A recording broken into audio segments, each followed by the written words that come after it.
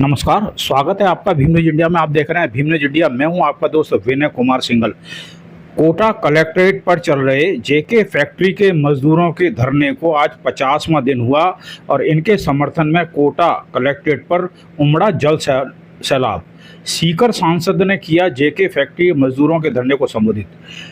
समाचार विस्तार से।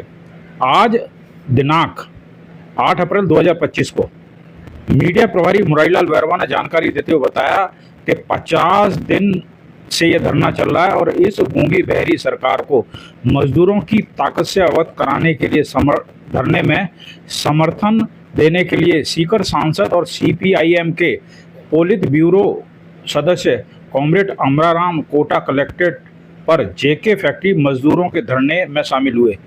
कोटा में कॉमरेड अमराराम का सीपीआईएम C2 अखिल भारतीय किसान भारत की जनवादी नौजवान सभा के सदस्यों महिला समिति के सदस्यों ने गर्मजोरी से स्वागत किया।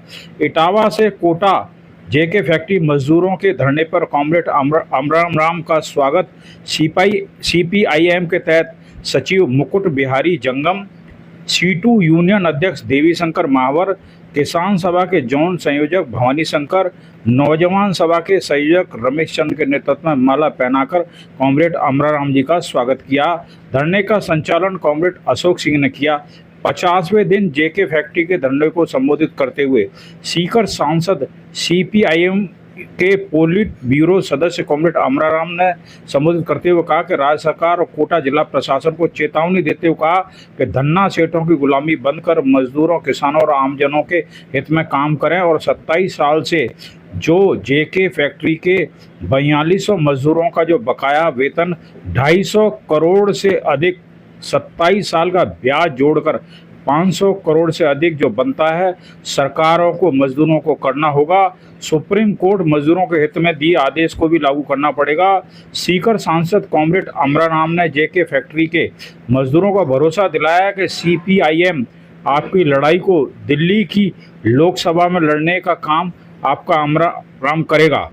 50वें धरने को सीपीआईएम के राज्य सचिव किशन पारिक, किसान सभा जिलाध्यक्ष दुलीचंद बोरदा, इटावा से सीपीआईएम के तहसील सचिव मुकुट बिहारी जंगम, नौजवान सभा इटावा संयोजक Ramesh Chand, comrade Umar Shankar, comrade Narendra Singh, comrade Habib Khan, महिला समिति जिलाध्यक्ष रजनी शर्मा, पुष्पा खींची, बलदेव सिंह, जाकिर हुसैन, केदार जोशी और रेलवे मजदूर यूनियन के नेता अब्दुल खालिद, राजेश चौहान और रजिया आदि ने संबोधित किया। आप देख रहे हैं भीम न्यूज इंडिया की रिपोर्ट।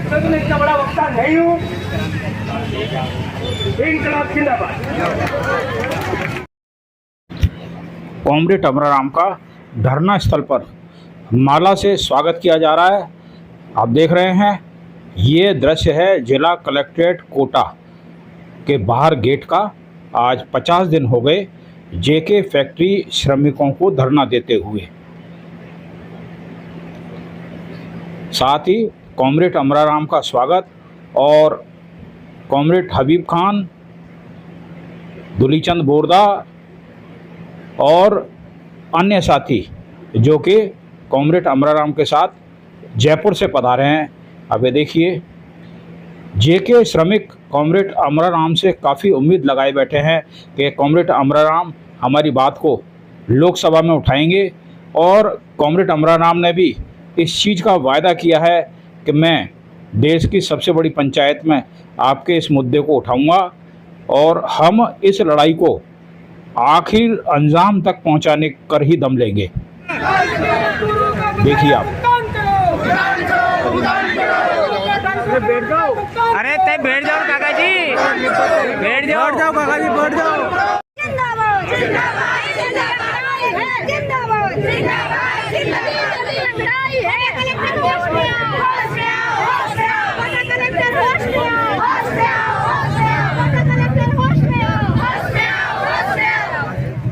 लगाते रहो।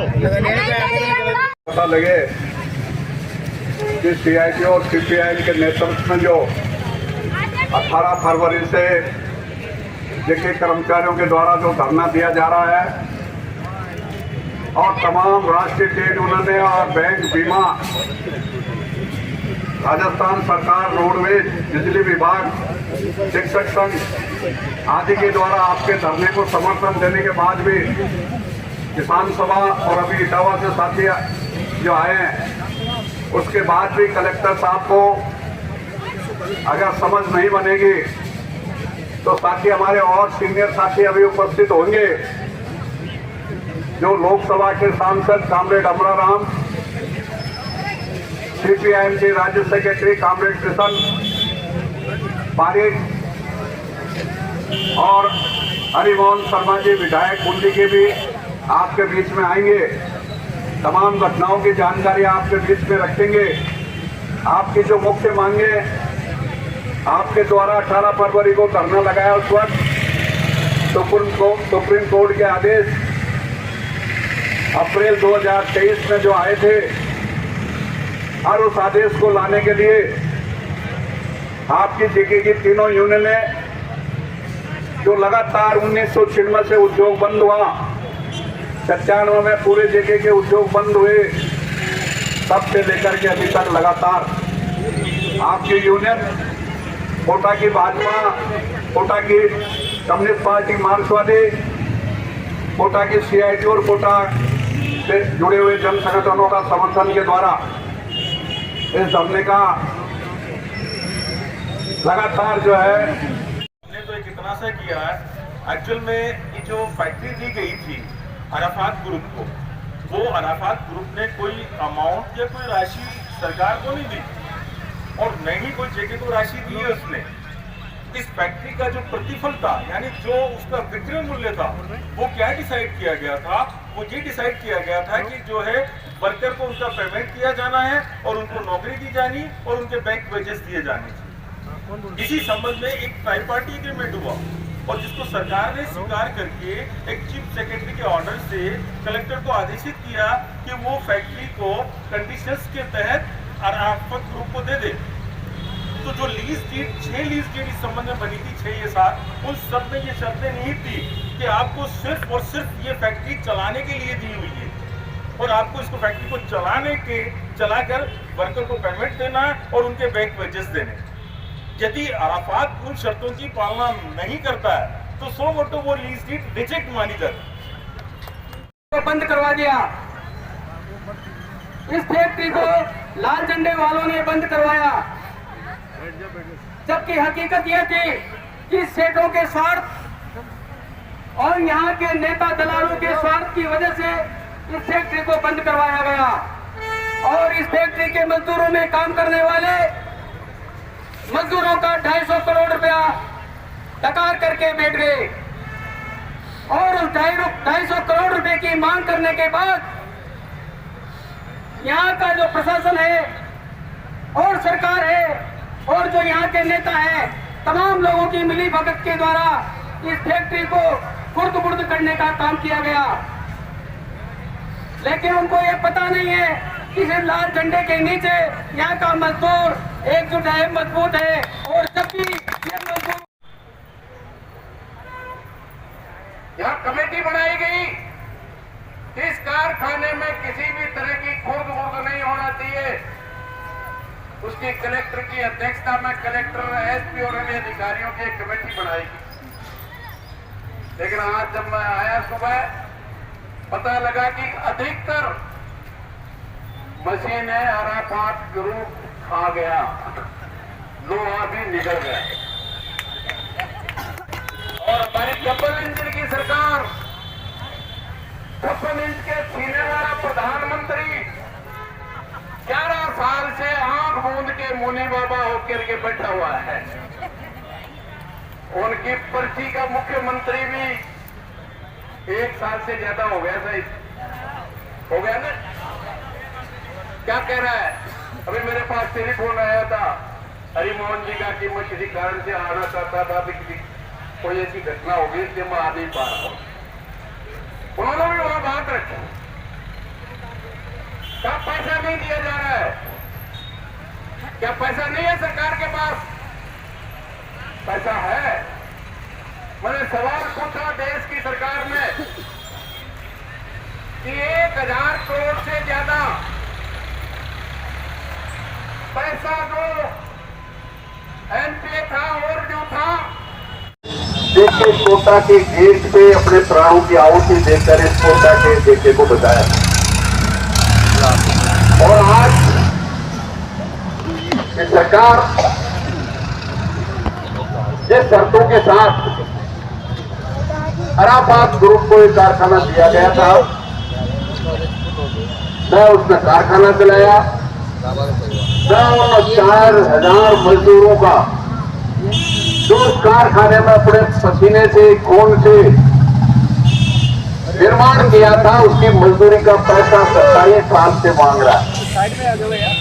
आप अंदाजा कीजिए, इस देश की प्रदेश की सरकार ये बैठे हुए कलेक्टर महोदय 1 महीने की तनख्वाह बाकी नहीं है।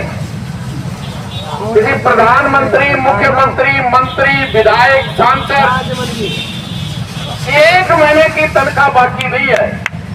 और हम 50 दिन से मांग रहे हैं 27 साल पहले खून पसीना एक की हुई की मजदूरी।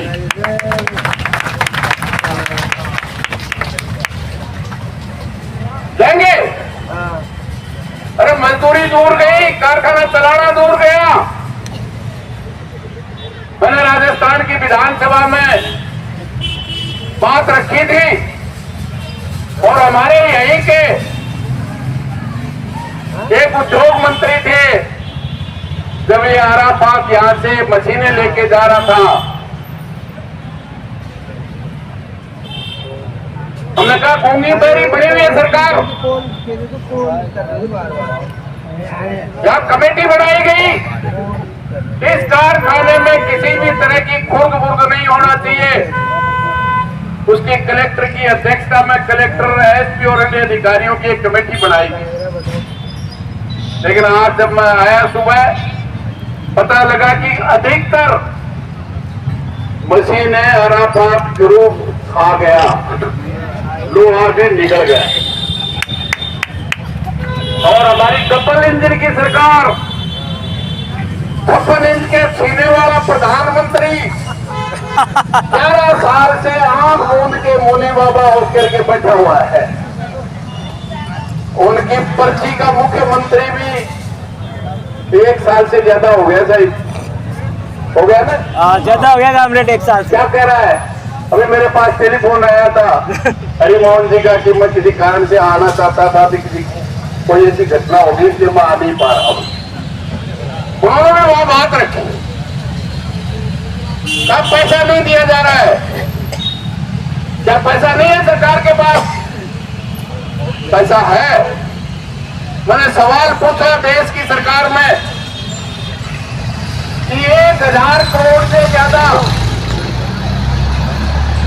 पैसा जो एमपीए था और ड्यू था, पिछले 10 साल में 1,000 करोड़ से ज्यादा जिन्होंने लोन लिया और डिफॉल्टर है, उनका मोदी सरकार ने 10 साल में कितना कर्जा बट्टे खाते लिखा है, आप सुन के आश्चर्य करोगे। जो कहता है ना, नारा देता है सबका साथ, सबका विकास, सबका विश्वास, 16,39,000 करोड़ रुपया नरेंद्र मोदी ने बड़ी बड़ी कंपनियों का कर्जा माफ किया। 16 लाख करोड़ का कट्टा लंबोरा ट्रक बढ़ो ना, 500 का नोटा का तो 100 ज्यादा ट्रक भर गया। और न केवल 16,39,000 करोड़ रुपया माफ किया है, बल्कि 16 लाख करोड़ रुपए की टैक्स में छोड़ दी। अपने वाले सिलेंडर पे तो 50 रुपए बढ़ा दिए और उनके 100 रुपए पे 30 रुपए टैक्स लगता था, उसको 20 कर दिया, क्योंकि इनकी नजर में वो गरीब आदमी। हमारे लिए पैसा नहीं है, हमारी जेब में करोड़ों रुपया दिख रहा है। अरे हम कहना चाहते हैं, आप देख रहे थे Bhim news India. Bhim news India को यूट्यूब पर सब्सक्राइब कीजिए, लाइक कीजिए, शेयर कीजिए, कमेंट्स कीजिए। भीम न्यूज़ इंडिया के फेसबुक पेज को भी आप फॉलो कीजिए। न्यूज़ अपडेट के लिए बने रहिए हमारे साथ। आपका बहुत बहुत धन्यवाद।